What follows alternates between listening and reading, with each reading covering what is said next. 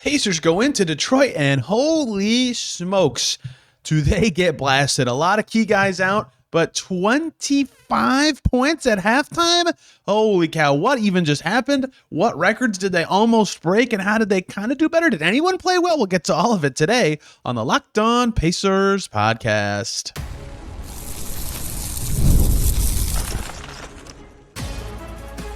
You are Locked On Pacers, your daily Indiana Pacers podcast, part of the Locked On Podcast Network, your team every day.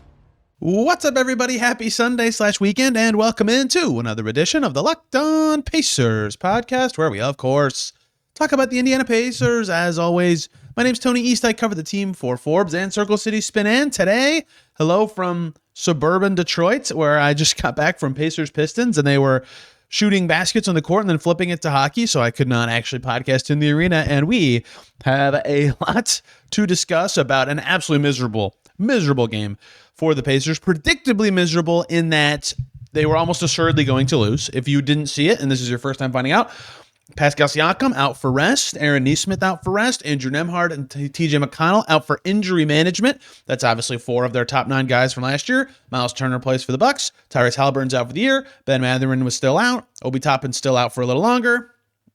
That's 8 of their top 9. Ben Shepherd, the lone guy from their top 9 in minutes last year who did play in this game. Their starting 5 for this one was Johnny Furphy, Jarris Walker, Jay Huff, Ben Shepherd, and Quentin Jackson, with a bench of Cam Jones, Isaiah Jackson, Micah Potter, Ethan Thompson, Tony Bradley, and Talon Peter, all 11 guys playing at least 13 and a half-ish minutes. That's not going to beat the Pistons. It's just not. You expect some level of competence. What actually went wrong? How awful was this first half? Actually, are the stats accurate? I mean, are you really seeing 78 points? Yes, you are. Okay, so much to get to from this one where, you know, if you were the rosiest fan ever, you would walk into this game thinking about the Minnesota game last year where the Pacers did not have Haliburton and Siakam and I think Nesmith and Nembhard. Obviously, they had McConnell on top and some other good players, but they won. And it was like a very spirited win that did a lot to connect the team and ignite a run throughout March of just awesome games and clutch play and general belief. And they had it before that game, but that game really cemented it.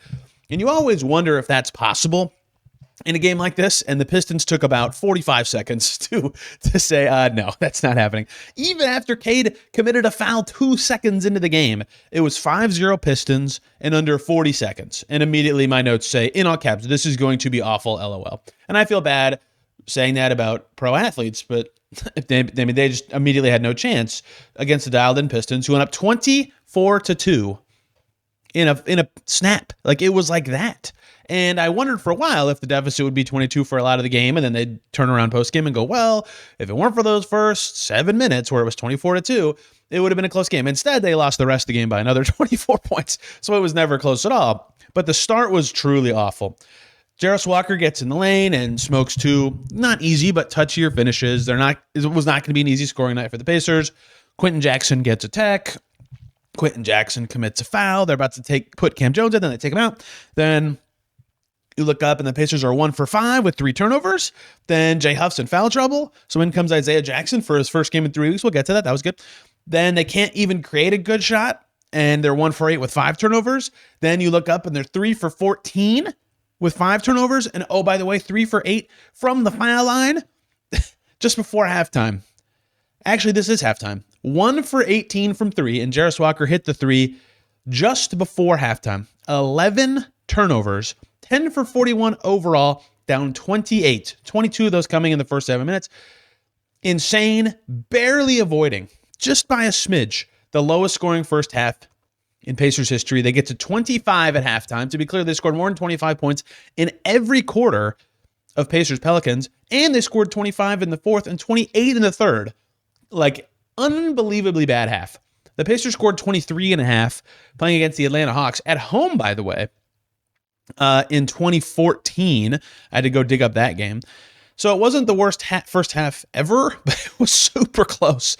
They were just awful in the first half. They couldn't create good shots. They couldn't make the few good ones that they did create. And even the guys you would hope, if you're the Pacers, can get something going, cannot. And the game, or the play that showed the game, was in the second half. They're actually playing better. Right? They scored 53 points in the second half. Even that ragtag group, if that group available scored 100, what this score I just said, 53, so they just scored 106 if they did that in both halves, even if they lost with the Pistons total of 121 to 106, that would have been a totally fine game. Like, everyone was fine with that. In the second half, Isaiah Jackson streaking ahead in transition. He's played a mostly good game, and he gets absolutely stuffed by the rim. And that was the story of the game. Even the good stuff, even the good plays were actually not good plays. They were bad plays. Miserable night for the Pacers. They finished 28 of 79. That's 35%. The Pistons made 17 more shots.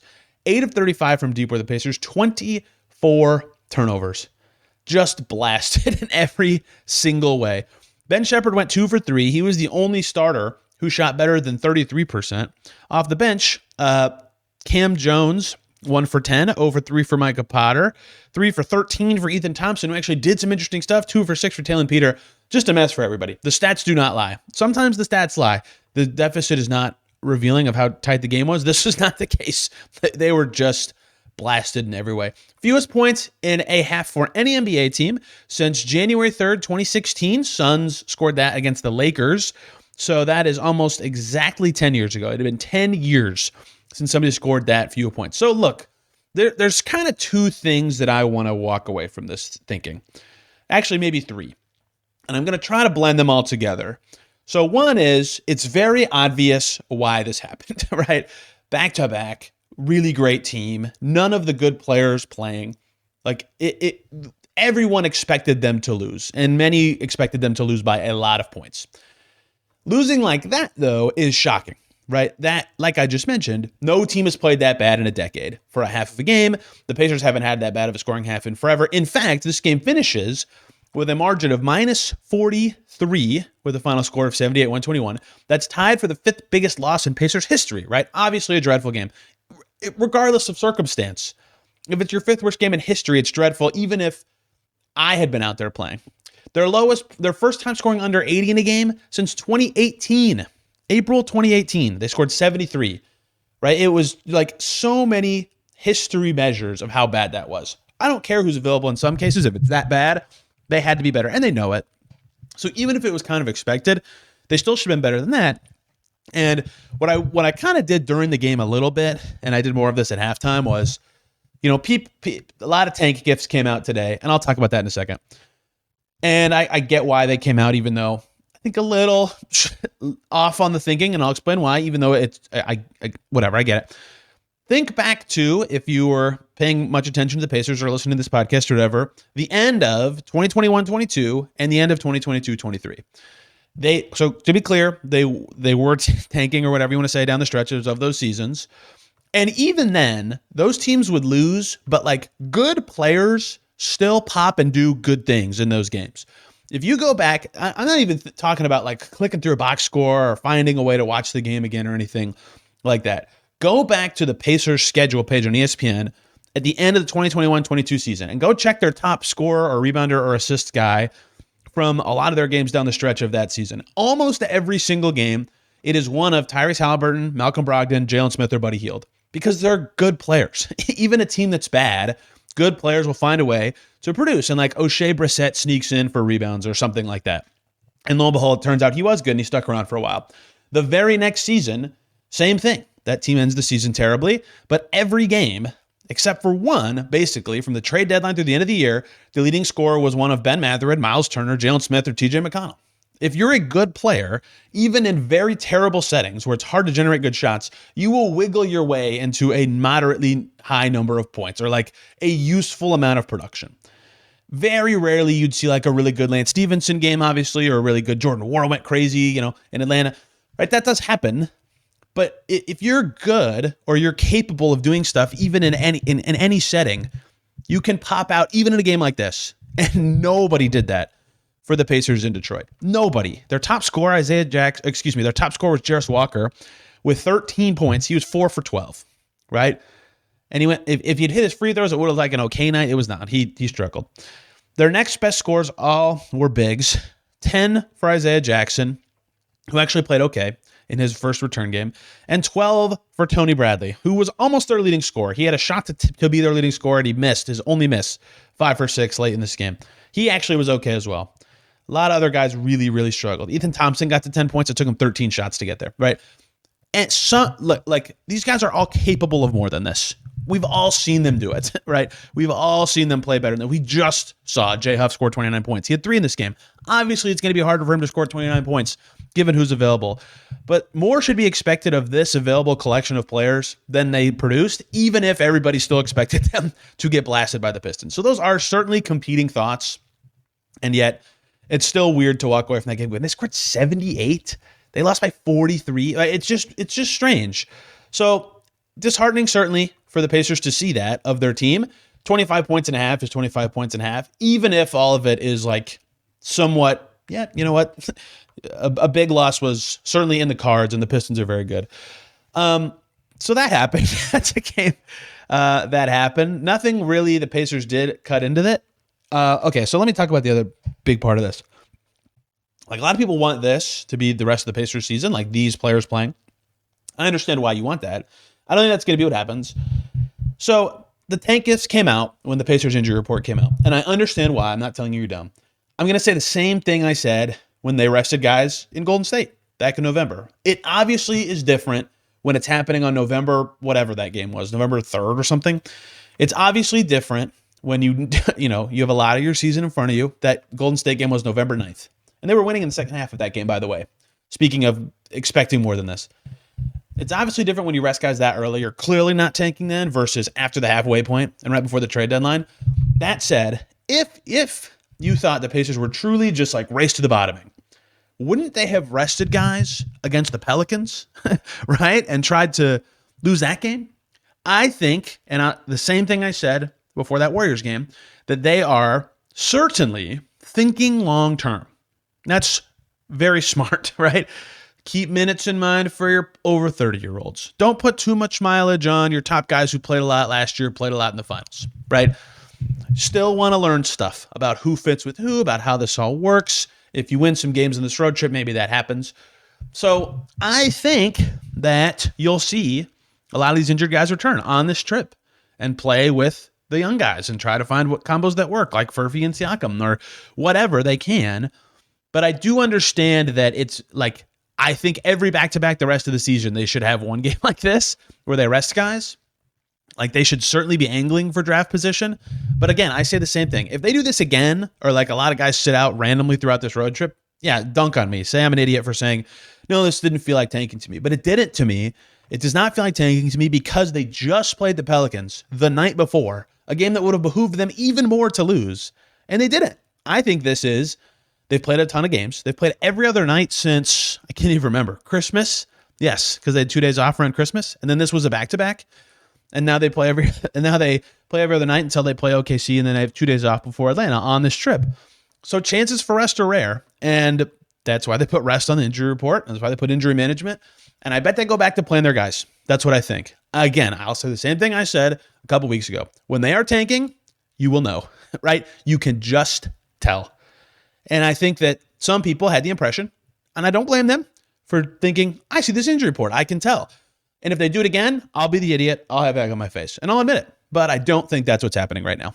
I think they're just bad and got their butt kicked. Let's get to some notes from this game. 2 guys were actually decent, and Tony Bradley's coming back on another 10-day. And he was one of the decent guys. So much to get to still from Pacers Pistons on today's Locked On Pacers.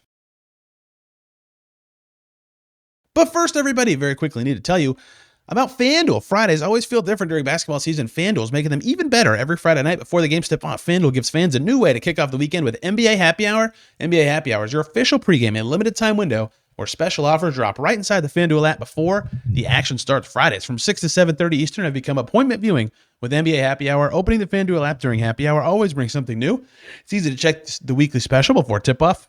The timing is perfect. It's right before the night of games, right before the weekend starts, and it adds extra energy to Friday night basketball without overthinking it. So, before tip-off, check the FanDuel app. See what's dropping during NBA Happy Hour every Friday from 6 to 7:30 Eastern. A little basketball, a little action, a whole lot of Friday energy. That's NBA Happy Hour only on FanDuel, the official sportsbook partner of the NBA.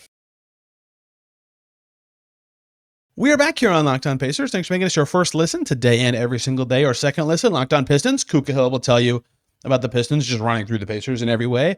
Or Locked On NBA Game Night, because I'm about to talk with Gavin Shaw about every game that happened in the NBA on Saturday night. That will be really fun. Okay, Let's talk about some individuals in this game. Cam Jones. I was excited to see him do a little bit more in this game. And I thought he might be playing a lot more when Quentin Jackson had some fouls early. And early, like first couple trips Cam Jones was in the game, he was slinging some cross-court passes. Like he would get going downhill-ish, maybe not quite toward the basket, but like kind of add it to the side of it, and then throw a lefty kind of across to the opposite corner pass. He did it twice. I thought, oh, that's good. It's good to see him take space and find a not easy pass. That's not easy to do. But they didn't lead to a lot. Obviously, the shooter is not the best shooters that they have. He had a nice drive at Tobias Harris, couldn't finish. He had a nice lob to Isaiah Jackson, didn't work out. He missed a floater. But he, in this game, could kind of get places, but it was kind of predictable. And I think it was very easy for the Pistons to figure out what he was doing and cut him off before he got all the way to where he wanted. So I don't think he stunk. Okay, let's back up. He was 1 for 10. That's bad. He missed all his threes. That's bad. You got to make shots. He's got to make shots. I just watched a Boom game where he couldn't make anything in the first half, and then I couldn't watch a second half, and he made everything in the second half. But 2 points on 10 shots, not good. 4 rebounds, 3 assists, only 1 turnover. Like he moved the ball pretty well. That's why I ran through that stuff first. But in a game like this, they need his passing to be a lot to get everybody going. They don't have any other point guards. It's him and Q is a combo guard. They didn't have enough passing in this game, and I think he's a rookie. I'm not like trying to hold him to some high standard. Just a little more unpredictability would go a long way for him, but he can get places. He clearly sees the game. Just got to be a little more creative, I would say. Isaiah Jackson was the most interesting thing in this game. One, because he's back from injury, back from his concussion. That's great, back playing in his home state. He told us before the game that his concussion actually kind of started. He had got hit in the head in a Knicks game. And then in the Celtics game, it got hit again, and it was so bad that he had light and sound sensitivities. He was like sitting in his room with sunglasses on and the blinds closed. Like it was tough. So that explains why it was a long absence and they needed to recondition. He actually looked pretty good. In this game, he got hit again, which was scary for a second. But 5 boards, 10 points. He fouled too much. It's Isaiah Jackson's biggest bugaboo by far. But he was like one of the more efficient players with actual real activity outside of getting stuffed on the rim. Was pretty decent. He took a one-legged 18-foot fadeaway and drilled it. Like he actually did stuff in this game. I'm not expecting that to be a shot he's taken all the time, but all right, Isaiah Jackson. So what we'll really be telling is in future games where he is in the rotation, but he was the backup tonight and all 4 centers were available. Amazingly, the center rotation continues to be the healthiest spot, but he was the backup. Now, granted, they played Micah Potter at the 4 a lot, so Potter played a ton of minutes, but we'll see what the center rotation is when they have their real team available at some point on this trip. Ethan Thompson was interesting in this game because he actually had more. So I watched him for the Boom also, like I mentioned, and he looked amazing. I saw him in that setting and he clicked a little more for me than he had. He can really get places. And that's how he took 13 shots. He got to where he wanted, but he missed a lot of them as well. He was 3 for 13, 1 for 8 from deep, had some nice passes, had some nice rebounds. And early in the game, he was spearheading a run. He had a nice, gorgeous pass to Isaiah Jackson, 3 points in a row on 2 possessions, which was huge for them. Some tidy drives, but they did flat pick and roll for him, and he couldn't score in that. He missed a lot of tougher threes. I think he was a guy asked to create for himself a lot, and that's fine, but he's not ready for a big self-creation role against good NBA players. The Pistons played all their guys. So he at least showed some he can get around the court with the ball stuff and create his shot for himself kind of stuff, but wasn't awesome. Jarris Walker, not a ton of notes. Got to make more shots. He was trying to get places. He was trying to, like Ethan Thompson, be a lead creator. That's not his game. Getting up 12 solo created shots. Decent. 2 assists to 4 turnovers. Not great. 13 points for him. An ugly entry pass, as he does, but made 2 of his 5 threes. He's on fire from deep. Not much going on in the first half that mattered, but the only thing that did matter is Quentin Jackson could still get in the paint. That was one of the only things going for their offense at times in this game, and yet a rough game from him. 3 for 10 from the field, 2 assists to 5 turnovers with 3 fouls. He was very energetic and active, and that's all great. Ready to scrap at any time and kind of a touchy game at times, but it didn't help enough for them. And that's in these kind of games, there are games like the one they just played that they beat the Pelicans, where him just downhill in the lane is enough point guardy stuff. He can make the defense move and get guys open. There are games like this where he needs to be an organizer, and that's not his game. That's just not what he's good at as a point guard. Taylor Peter with his first real minutes in forever for the Pacers. He played 16 minutes, 4 rebounds, 2 assists, 3 steals. Productive night, despite only going 2 for 6. He made a 3. He had a dunk for his 2 makes. That's what he's good at. He's been productive in the G. I don't know when he'll get real time for the Pacers consistently, but fun to see him get some real burn and actually get to talk about him for a little bit. Ben Shepherd. Ben Shepherd had a funny game. He didn't mean to. He only took 3 shots. He made a 3. He made 3 free throws. His stat line is a lot of zeros. No rebounds, no assists. However, he tried to poster Jalen Duren and actually got pretty close early in the third quarter, which was so outside the norm of Ben Shepherd that I had to talk about it. It was very cool. And he was more active in the second half in terms of just getting the ball moving and him moving around himself. But he's had 2 games in a row. I'm like, or 2 out of his last 3 games, I think. I barely noticed Ben Shepherd. That's not good. Johnny Furphy. He's had a great run. He's starting with good players and earned that role. He'll keep getting it when those guys play again. 5 rebounds, that's his thing. 2 steals, okay. A block, yuck on everything else. He got stripped 2 times in such a way that he didn't even realize he got stripped and thought the ball was off the Pistons. His handle in this game was so ugly. He had so many turnovers where it was just sloppy handle or easy to steal from Detroit. And that's why I keep putting it in my notes and saying it in a notebook after all these podcasts about how big of a deal I think it is when he's putting someone under the rim on a drive or getting by his man just a little bit, because his handle's not a thing yet, right? He's got to get better at that. And it was an ugly game for him. I think all 5 of his turnovers were live ball handling turnovers. Not a bad pass, not something that's out of his realm yet, like stuff that he should be trying to expand and really couldn't. Tony Bradley was good with 12 points and 3 rebounds on 5 for 6 shooting. Okay. I don't have a lot to say about him. What I do have to say is, to close this one, a few minutes on this, he's coming back again. So if you don't remember, he signed a 10-day contract after he got cut at the contract guarantee deadline. He signed that on the 8th. That runs through the 17th. That was yesterday. That contract is now over, but the Pacers are going to keep him for 10 more days. So he's going to sign a 10-day on Monday, the 19th, which will last through the 28th of the month. So he'll be available for the Pacers through their game against Chicago, and then they'll have 3 home games before the trade deadline. So we'll see what their plan is with him after that. Do they sign him to a fully guaranteed contract before the Atlanta game they play? Do they wait till after the deadline to keep the roster spot open? Who knows what their plan will be or how they'll think about that. I wonder, and I still do, if the best use of their back-end roster spots until the 2-way deadline is to just like get anyone in the door and try them on a 10-day. Maybe they'll have enough roster spots after the trade deadline to do that. And I still think that's probably the best use of their open roster spot, especially now that Isaiah Jackson is back. We'll see what his conditioning level is. Isaiah Jackson said after the game that he was gassed in the first quarter of this game. And Potter has not been playing as much, except until this game he played 33 minutes. Obviously, that's different. So if Potter's fully good to go and Jackson's up to speed, if Bradley's not playing much, it does kind of feel like an like, should they wait to do this until there's an injury? Do they need to do it? They could re-sign him after the deadline. I would have no issue with that if they trade away a different center. I don't have an issue with this, to be clear, but I wonder what the utility of this will be. It was very obvious last time he was going to play every game, no Isaiah Jackson. Now that everybody's back, will he be playing? He was playing over Potter 2 games ago, though. So there's a chance he's their second or third center, and they just want to keep him around. We'll see. It's a 10-day. It's not that consequential, and it's not like anyone right now. Here's the other thing to kind of step on my own toes.